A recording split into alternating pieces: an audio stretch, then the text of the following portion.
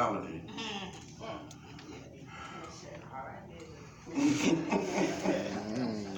Really, the informal guy that knows all the formalities, because I tend to dismiss a lot of formality, because I kind of just like to listen to what the Lord has said and then go that way. I believe you can't miss if you follow the Holy Spirit. That's what I believe. I believe if you listen to the voice of the Holy Spirit, you can't miss. You can just flow in it and be patient in what God is saying. Certainly we do honor, amen, shepherd here, Pastor June Martin. Give God a hand of praise.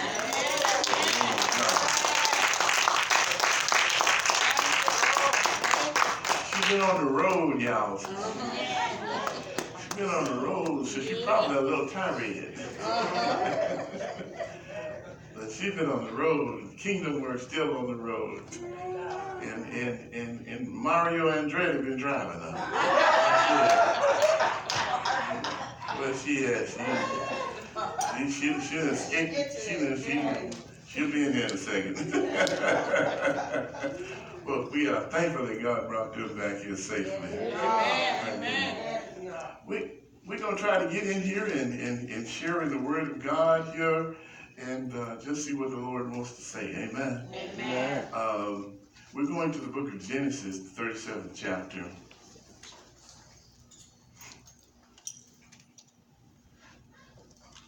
This is going to read just a little bit differently than the King James Version. It was the ESV version. Still slightly different. But it gives credibility to what the Lord is asking and saying today. Because the challenges of this current world are many, and some of us are kind of struggling with challenges in our lives. The believer's walk has always been a walk of challenge, but it seems like in these days, because of all the traumatic events that are happening, it's not just enough to survive, but we must learn to thrive in our survival. We shouldn't just exist as believers and hold on to our own salvation, but there are others who need the quality of what you have released unto them. And sometimes we are challenged just to hold on to our own sanity. I'm talking to anybody. And at the same time wanting to be a kingdom worker. And then you find yourself just holding on to what you got. and so I'm gonna read this text here and give you the subject matter, and then you might understand a little bit better. Genesis 37, chapter 23rd, beginning of 23rd verse reads, when Joseph reached his brothers, I said it might read just a little bit differently. When Joseph reached his brothers, they ripped off the fancy coat he was wearing, grabbed him, and threw him into a cistern. The cistern was dry. There wasn't any water in it. Then they sat down to eat their supper. Looking up, they saw a caravan of Ishmaelites on their way from Gilead, their camels loaded with spices, ointments, and perfumes to sell in Egypt. Judah said, brothers, what are we going to get out of killing our brother and concealing the evidence? Let's sell him to the Ishmaelites, but let's not kill him. He is, after all, our brother, our own flesh and blood. His brothers agreed. Ain't that something? Skipping on down where he says, let's say his brothers agreed. By that time, the Midianite traders were passing by. His brothers pulled Joseph out of the cistern and sold him for 20 pieces of silver to the Ishmaelites, who took Joseph with them down to Egypt. May the Lord bless the reading of the word indeed for the edification of our soul. You may be seated in the house of worship today. And subject matter, if the Lord lets me stay there, is a question. The question is, what will you give? What will you give? Isn't that something? What will you give? Now, the text takes us to a well-known passage where Joseph has been sent to his brothers. And in being sent to his brothers, he finds himself in a really tough situation. You know, you don't usually go to folks that's kin to you and expect to be thrown into a well. You don't usually have that expectation.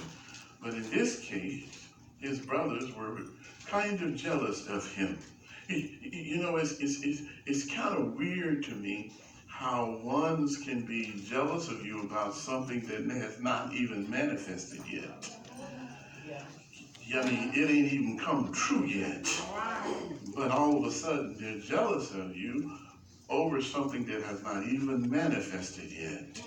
But yet, their actions dictate that they themselves believe. Are you hearing me? It says that I believe that the prophecy of your exaltation over us is going to come true. Because if I didn't believe it, there'd be no need for me to take action against you. But because I think it is going to manifest, and it is something that I don't want, because it's just going to throw everything in a helter-skelter, because you being over us, you're the youngest, how you going to be over us? It don't follow order. It don't follow suit. But his brothers apparently believed the previous testimonies of his dream. And so here he is, finding himself in a pit, and King James calls it a pit, a well, a cistern, because it kind of tells us what kind of pit it was, because there was no water in it. There was nothing in it. There wasn't any water to drown him. He was just down there and couldn't get out by himself. But later on, his brothers pulled him up out of there. They put him in the pit, not really knowing what they wanted to do with him. And then Judah comes up with this grand thought. Why should we just kill him and get rid of him? If we're going to do an injustice to him, let's get something out of it. Are you hearing that? And it's usually in this context that we get into our activities of doing things wrong, because we want to get something out of it ourselves. Are you hearing me? Yes. Our selfishness is about us getting something out of it ourselves. If there's an injustice birth, it usually has a reward attached to it. If I'm going to do it, I'm going to get something out of it, even if it ain't nothing but satisfaction. Are you hearing me? I'll be satisfied even if I don't get something tangible out of it. I'm getting something spiritual out of it, even though I'm not a spiritual person. And here are his brothers dealing with this situation. The question is what will you give me to betray my own brother? What will you give me? What can I get paid just to do something to satisfy my fleshy and my carnal desires? So 20 pieces of silver is what they sold him for. They sold him for 20 pieces of silver simply because somewhere in their warped intelligence, they believed the dream and the interpretation thereof would come to pass, apparently so. They literally were attempting, even though they did not know it, they were attempting, their intent, though they did not know it, was to abort a great destiny for their entire family. Are you hearing me? you know the scripture. Joseph magnifies it later on at the conclusion of this thing when he says, you meant it for evil. And you started out with the evil thought about it. You had evil intentions when you did what you did. But you didn't know you were in the hand of God. Lord, help me today. You thought you were going to destroy me by doing a wrong to me. But you don't know that I'm a child of the King. Can I talk to anybody today? Sometimes people will do you wrong. Lord, help me today. But if you were a child of the King, can I talk to somebody today? I don't have to fight a fight against you. All I got to do is hold on to my walk of faith in God. And sooner or later, he will deliver me. A little patience is all you get to have. Just a little patience, and the deliverance will come. And when it comes, it will be a God kind of deliverance. Help me today, somebody. It will be a God kind of deliverance. There's a difference between being pushed into a victory and growing into a victory. I want to talk to somebody right about that. Because sometimes we can't have the patience to wait until the victory manifests itself. What will you give? What will you sacrifice? Can you sacrifice a little patience so that you can wait on the God kind of deliverance? Are you hearing me? Here is a young man who's been betrayed by his brothers. He's had to suffer in a pit for a little while, and then he has to suffer being transported to another land for a while, and in chains and in bondage for a while. Are you hearing this? And in all of this, there's no record of this young man complaining. What will you give? Can you sacrifice the very fact that there is something that all of us must go through? Can I talk from experience for just a moment? There are some things that all of us must go through, even though we would not choose to go through them. There is need that we go through them because God has greater destiny for our lives than the one that we're even picturing. Lord have mercy. Sometimes, let me give you a small example. I was talking about it's better to grow into something than to push through it. And see, and if I could take my time and just kind of explain what I'm seeing here. When a seed is sown into the ground, you might think that when it breaks forth into the light after being in the dark for so long, one might say it fought its way to the top. It pushed its way through. But that's not the case. It does not. I wouldn't describe it as a push kind of against something. See, the reason the seed gets to the top is because it grows. Are you hearing me? When you said growing is a form of pushing, not necessarily. Growing is not necessarily a form of pushing. In that ground, this seed is growing. And the difference is the intent and character of what it's in. It was sown into a soil that was agreeable to it. Are you hearing me? Being sown into compatible soil, the soil is working with the seed to get it everything it needs. There is an agreement going on in good soil. So it's not pushing, it's growing. Are you listening to me? The soil, by its intent, gives way so that the seed can grow. I'm talking to somebody today. The soil is in agreement because it is good soil that allows the seed to grow. Now you sow that seed in the bad soil. The soil is going to resist the growth of the seed. Now the seed has to push because it's not in compatible soil. Are y'all getting that real good here? So here we go. There's a difference between pushing out and growing out. In good soil, you grow out. Lord, help me today. Yes, Lord. But in bad soil, you got to fight for your life.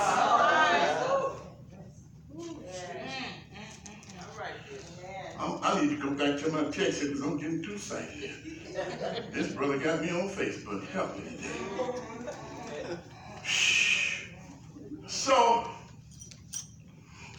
So Joseph had had to endure this suffering, and literally, one would think that where he has been placed,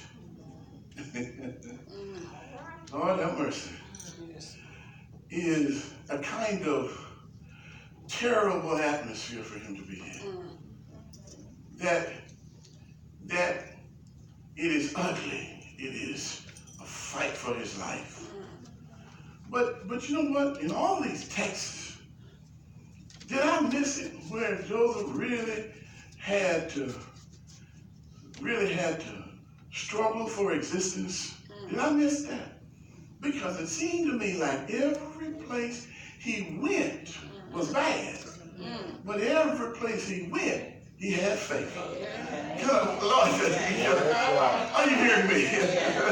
So literally, even though it looked like bad soil, Lord help me, it was really good soil. Because the soil he was in was working with him to give him the favor to generate the plan of God for his life. Are you seeing this? So it looked like bad soil to everybody else. But in God's plan, it was the best soil Joseph could have been in. Are you seeing this? Sometimes we get in some soil, and because we do not have a vision, we can't see that the bad soil, it looks like bad soil. But the bad soil is really good soil. Because it's soil that's going to bring to you what you need to bloom out and grow into all that God wants you to be. Oh, y'all ought to give God some praise for that. Everybody else is calling it bad soil. But my God knows that. My God knows the path that I take. He knows the soil that I am in. Can I talk to the church today? Stop calling some of your tough times bad soil. Bad times. Because really, it's the soil that's going to dry you, cause you to grow, cause you to expand, cause you to stand up, cause you to declare the work of the Lord, cause you to be victorious, cause you to be an overcomer. Y'all ain't talking to me. Woo! Cause you to speak a word in season. Cause you to call those things that be not as though they were. Cause you to be a creator. Cause you to be a deliverer. Oh my God. This is what God's doing in your life. I'm calling some of that toughness. I'm okay. Soft. I need to keep going. Yes, Lord. Hallelujah. Somebody shout hallelujah. Hallelujah. Glory to God. James 1:4 says, but let patience have her perfect work, that ye may be perfect and entire, wanting nothing. Did you hear that? Did you hear that? Wanting nothing.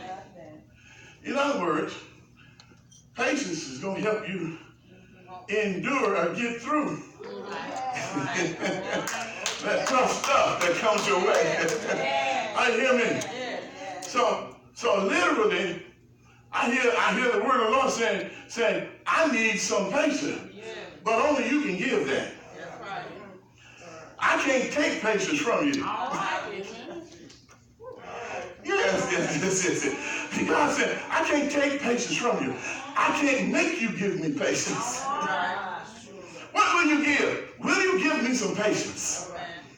God literally said, if you give me some patience, I'll take you to the place where you want for nothing. Oh, my God. Y'all. Help me today. If you give me a little patience, I will take you to the place where you want for nothing. Pastor, did you hear that? Just give me a little patience, and I'll take you to that place where you want for nothing.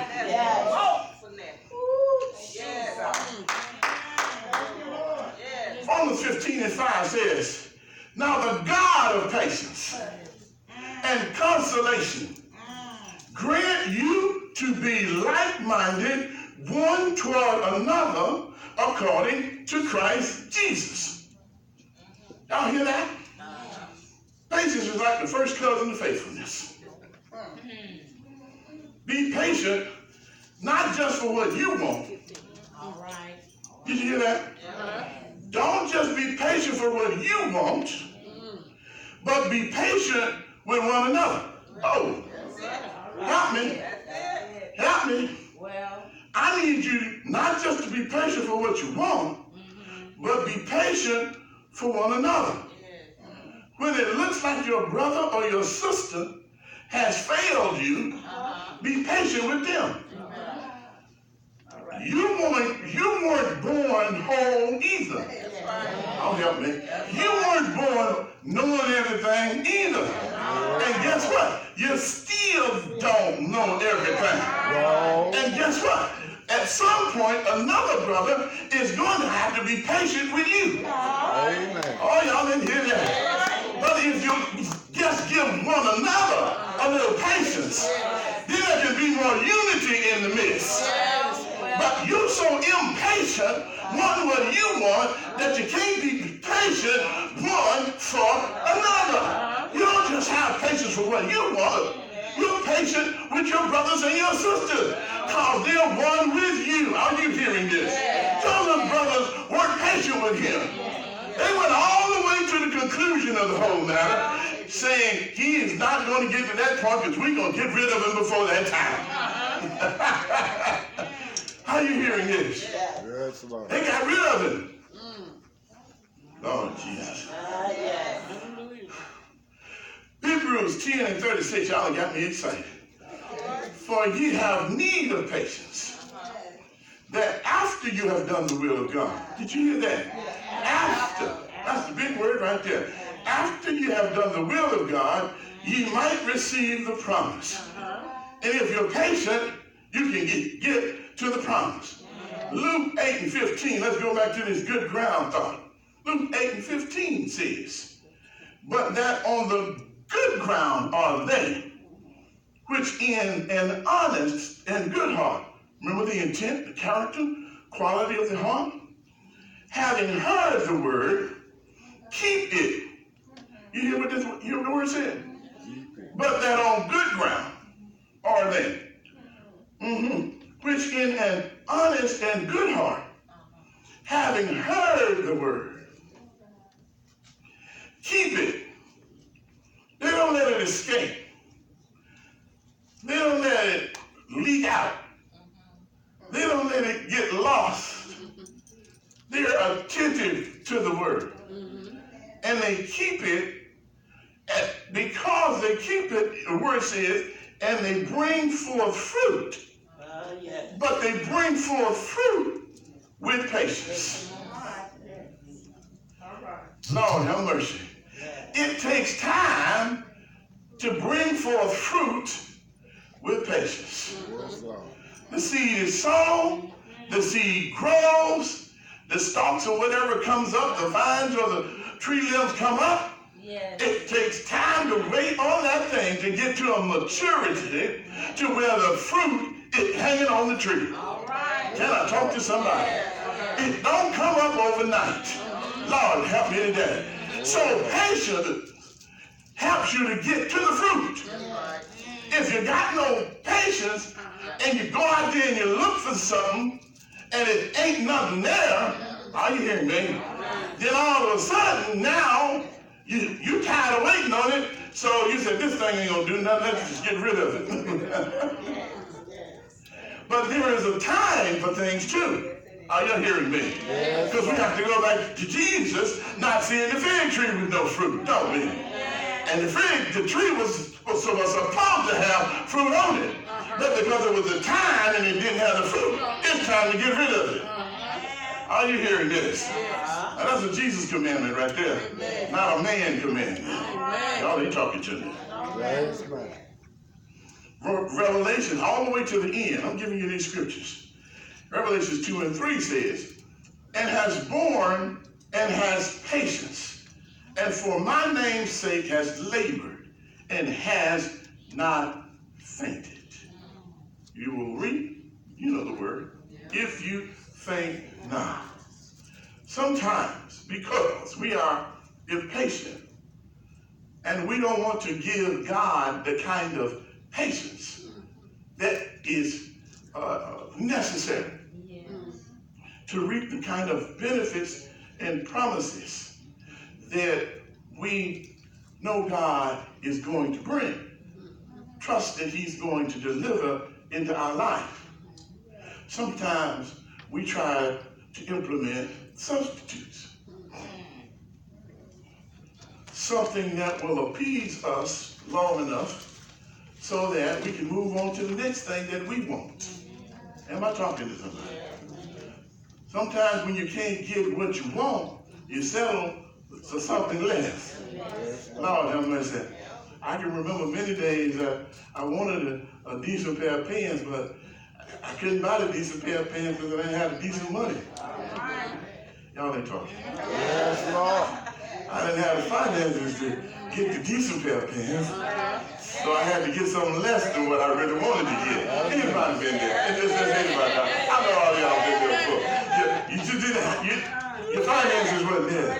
You couldn't really get the kind of quality that you wanted, so you settled for something less. Are you hearing me? Yes. You know.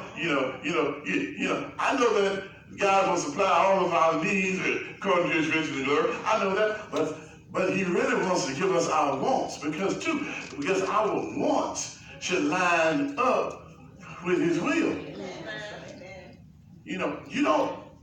God never takes away choice. That is the most profound statement in the gospel. Let me tell you, if I could walk 10 days through, God never takes away choice. It reigns in so many realms of our Christian walk. God never takes away choice. Excuse me. And on the sense that he never takes away choice, it says that we're literally open to making some choices ourselves, because every choice we make, okay, is not something that's against God. Me choosing the pants I want ain't against God. Are you hearing me? Me choosing that I want to live a certain way isn't against God. That's my choice. Y'all are talking to me. How I get to that, that's what me and God, they come into conflict. Is how I get to that. Are you hearing me? The thief wants to be rich, but he's doing it the wrong way. Y'all help me. Y'all help me. He wants some money. He wants a better lifestyle, but he's doing it the wrong way. Can he have it? Yes, he can. But the person is doing it the wrong way. Are you hearing me? So God's not supporting him. I'm gonna leave y'all alone. Some of y'all look like y'all want to steal something. I'm gonna leave y'all alone. Oh, go ahead on. Let's go to Matthew 26, because I'm trying not to be up here too long here. Matthew 26 chapter. I need to keep rolling because I got some verses that I just want to give to you. Matthew 26, 14th verse through the 16th verse. What will you give? Now here is another betrayal. Matthew 26, 14 to 16. And this is in the Message Bible translation. It's talking about Judas. It said, that is when one of the 12, the one named Judas Iscariot, went to the cabal of high priests and said, what will you give me if I hand him over to you? What will you give me? They settled on 30 pieces of silver, and he began looking for just the right moment to hand them over. And I said, what will you give me if I give him to you? Did y'all hear that? What will you give me? Judas had become disgusted and, use that word, impatient.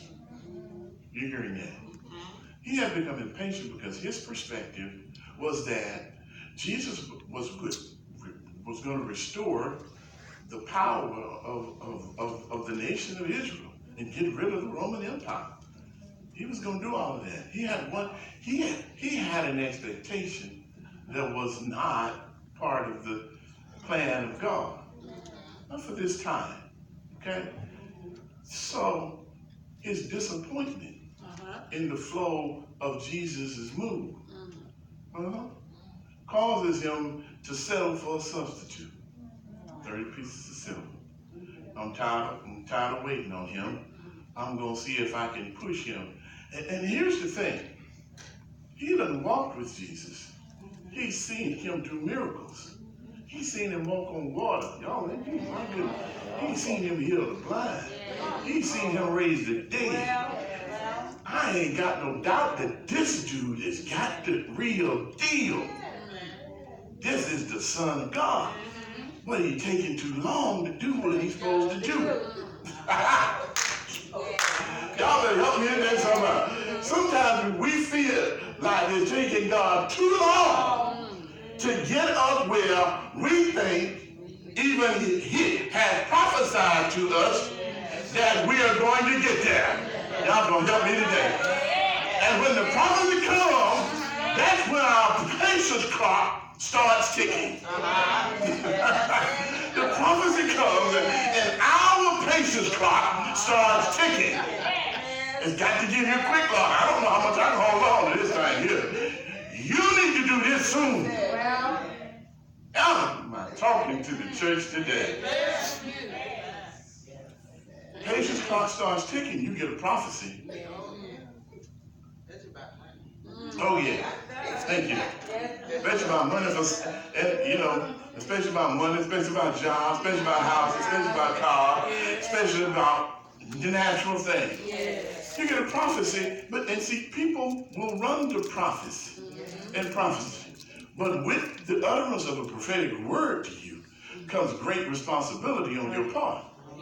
You got to have patience until the Lord brings that thing to pass. You got to stay faithful to the things of God.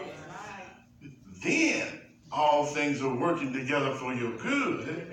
Are you hearing me? To bring that prophetic word to pass.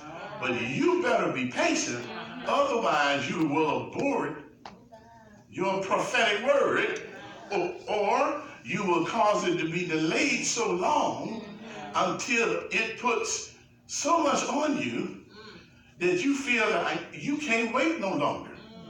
So you take a substitute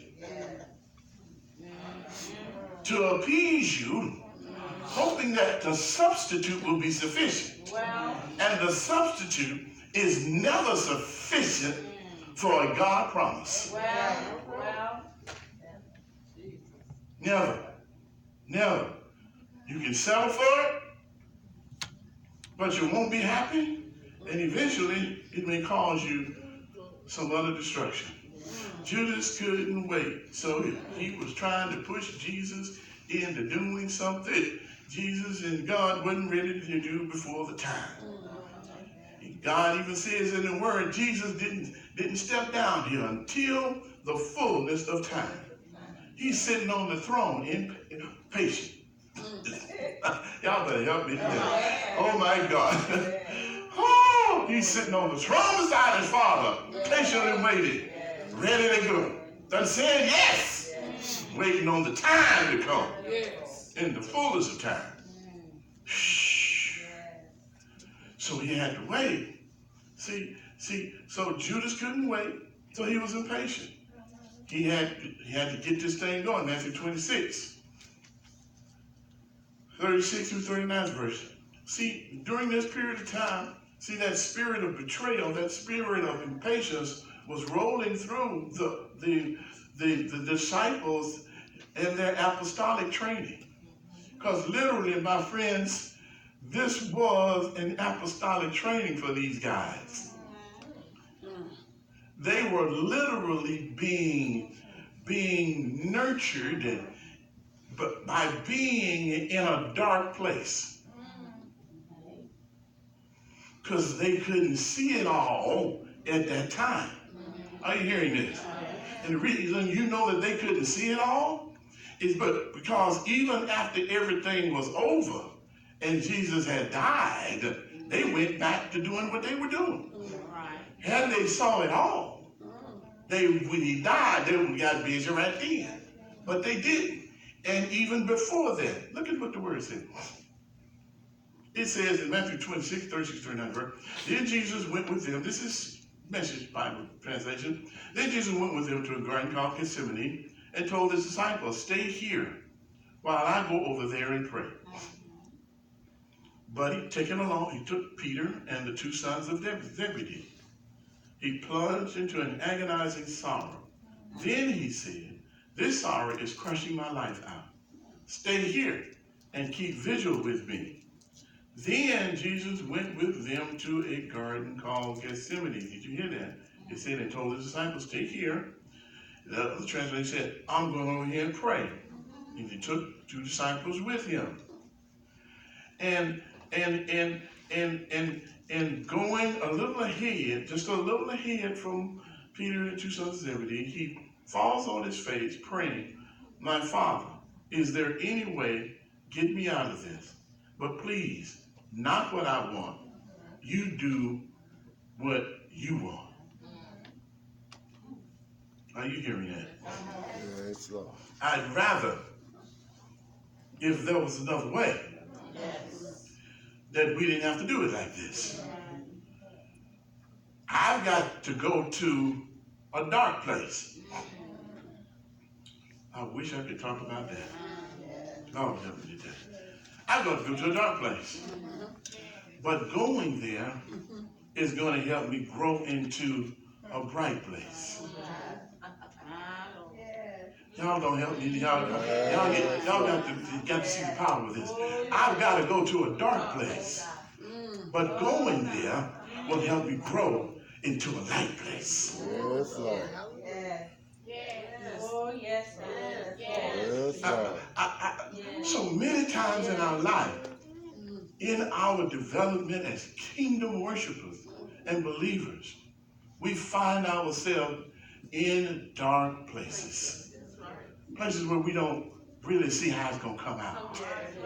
Places where we can't see how to get out. Places where we can't figure our way out, add our way out, work our way out, talk our way out. Y'all help me. We go to those places. These are what we call dark places, even though there is some light around us. Dark places. But I had to go there because going there is going to do something in me. It's going to cause me to bloom and grow and swell, and God's going to enlarge my territory. Help me. And I'm going to grow into the place place where he wants me to grow into. Y'all ain't talking to me. But here's the part that really gets us, Pastor. The part that gets us, church, is that when we grow into that place of light, we discover that God's got a brighter place for us to grow to. Oh, Lord, how much? Hallelujah. Oh, God, glory. We discover that when we grow into that lighter place, God's got an even brighter place for us to grow into. What will you give to get to that bright place? What will you give? Will you endure hardness as a good soldier? Enduring hardness is saying, I will be patient no matter how long I got to fight. Will you endure hardness? Will you give that? What will you give to get to the places God wants you to get to? What will you give? Is anything too expensive to get to the place God wants you to get to? Can you be patient? Y'all, I need to cut this off. Oh, Jesus, I certainly need to cut this off. Now, I'm gonna drop this in on you and I'm gonna get out of here, okay? Because y'all know me.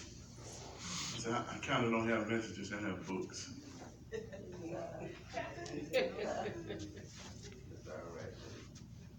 Go with me to Mark the 14th chapter. Now in Mark the 14th chapter, we have an account of well-renowned throughout the Word of God. Mark the 14th chapter. Are you there? Mark 14th chapter, beginning at the 3rd verse, the word of the Lord says this. And being in Bethany, in the house of Simon, the leper, I'm going to read that again. And being in Bethany, in the house of Simon the leper, as he sat at meat, there came a woman having an alabaster box of ointment of spikenard, very precious. And she brake the box and poured it on his head. You hear that?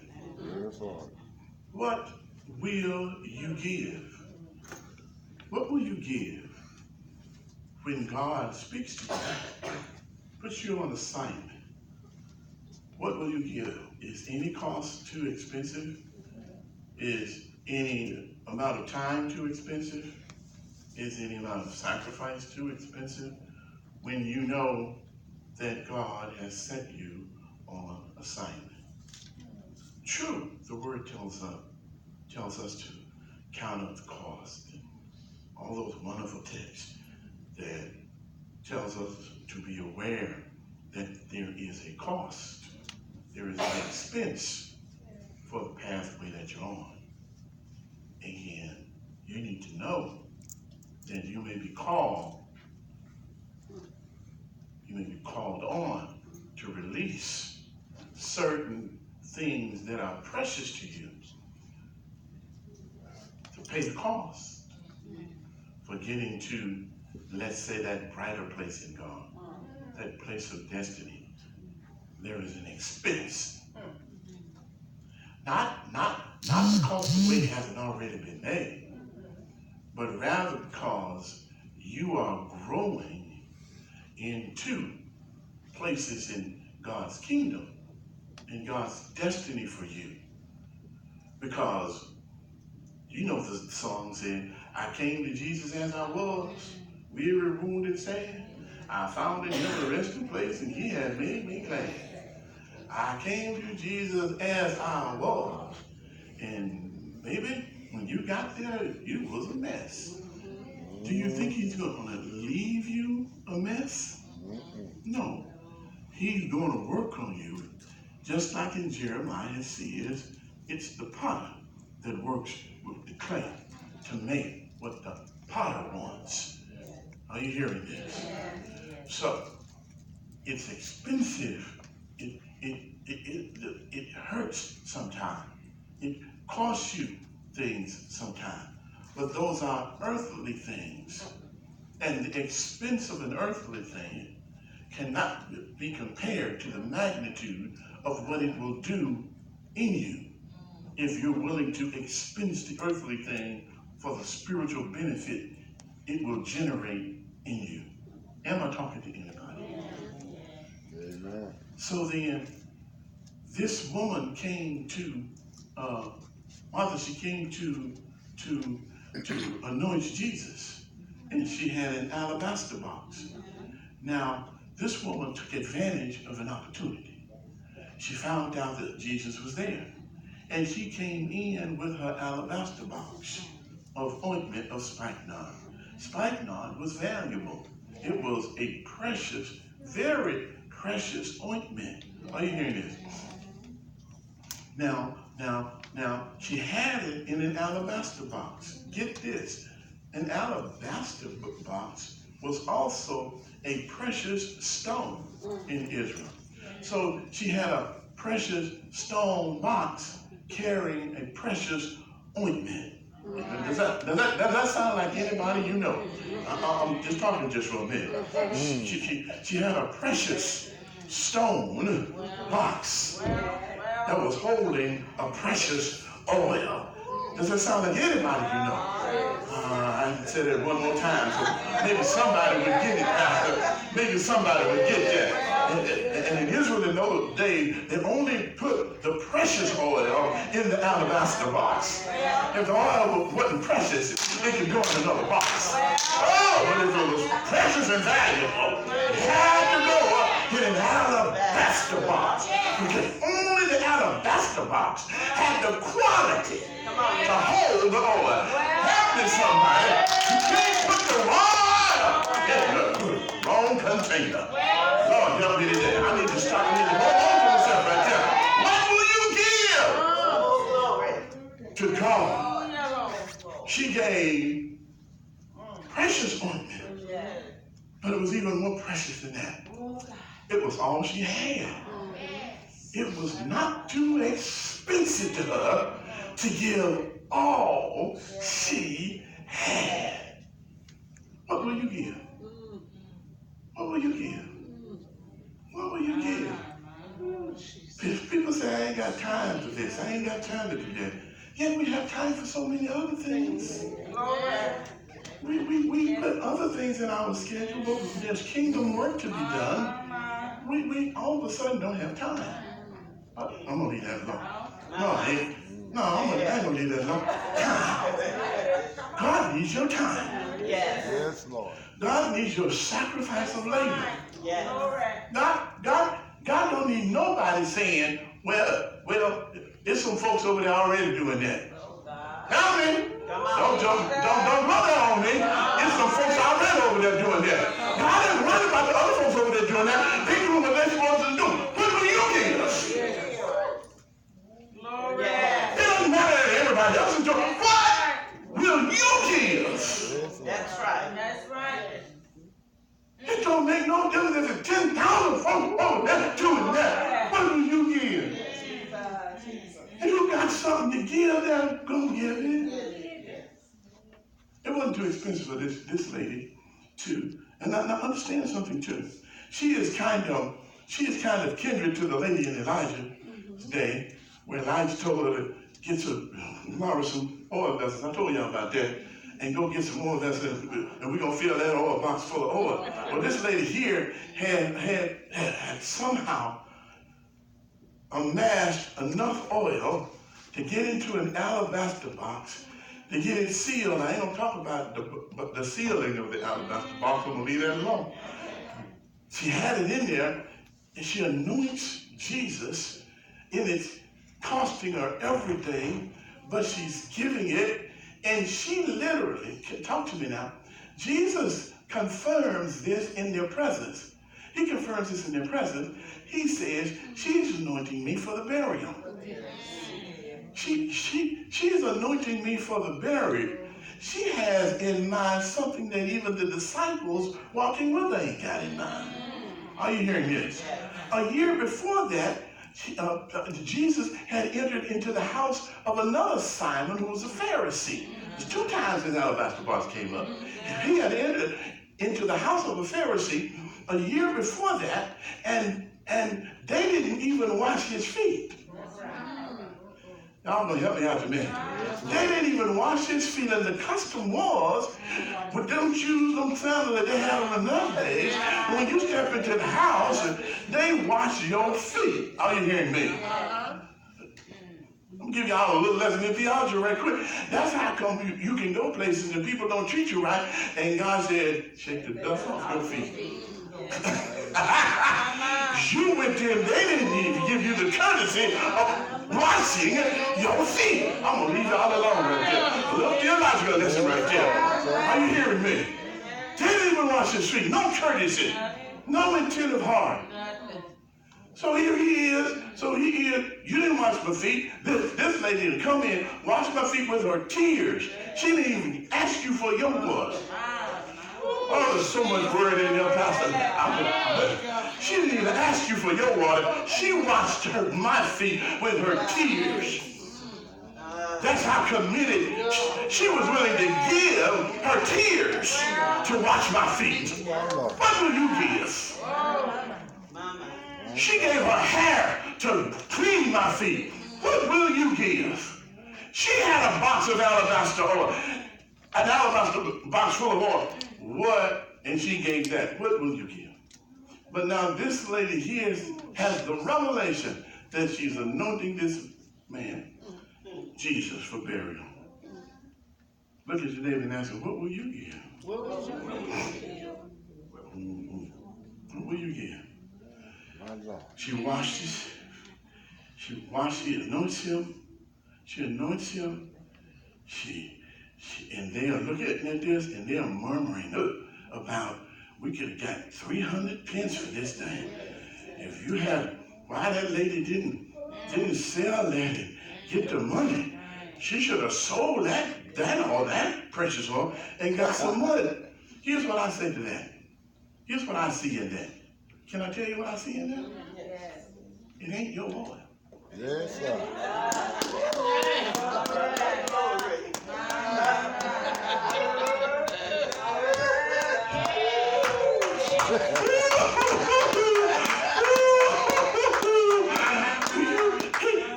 That's all. Why are you gonna try to tell her what to do with her oil? Oh, y'all gonna leave me? That's the first thing I see with that.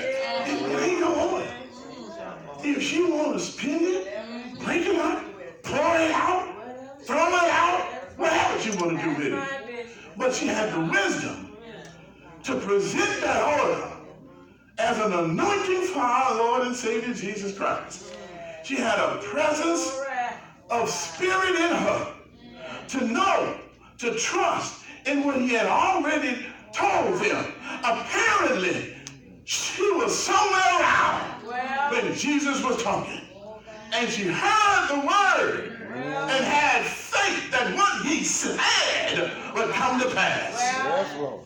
And she brought the most expensive thing she had and gave it to him. Somebody's got to anoint Jesus for the burial. Hallelujah. Lord have mercy. Lord have mercy. Lord have mercy. Lord have mercy. Lord have mercy. How precious is the gift.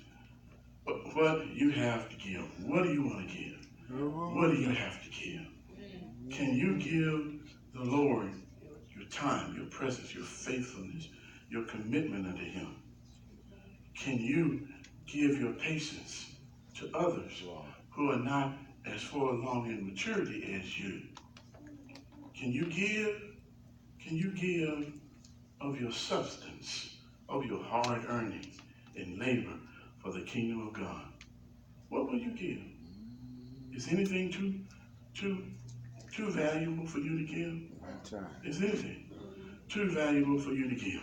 This woman went into the house of a leper. Now, we missed that part, didn't we? We could say that, well, Jesus had healed him by then. The account says, and being in Bethany in the house of Simon the leper. And being in Bethany in the house of Simon the leper. Well, maybe Jesus healed him when he went in there, But he had the testimony around the city as did Simon the leper. So, if God healed him before or after, it's really irrelevant. His testimony in the city was that he was Simon the leper. There's some risk in going into the house of a leper. Yes. But still, that's where Jesus was. So that's where she went. Are you hearing this? Sometimes it takes a risk to get something precious to Jesus, to the work of the kingdom. I'm going to leave y'all alone because I've been up here long enough. There's more, but I'm